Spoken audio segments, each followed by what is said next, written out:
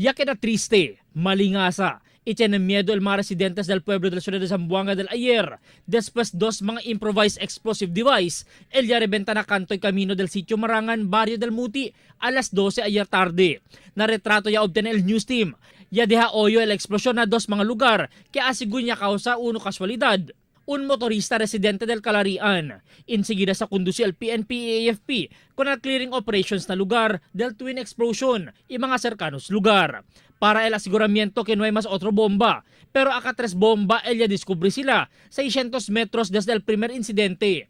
Base na informasyon desde mismo commander del Joint Task Group Zamboanga, Colonel Juvie Max Uy, hindi pa denega que target del mga suspetsaw amo el mga soldaw, quien tiene cerca lang kampo na lugar, y el posibilidad que ruba con el unarmored car del un security agency, que tapasa cuando el explosyon. No hay man asigun sali victorioso al mga desconocido pa siyempre persona, pero un indikasyon este, que tiene pa siyempre amenaso el syudad, y bueno ya lang, hindi este ya sucede adentro del pueblo.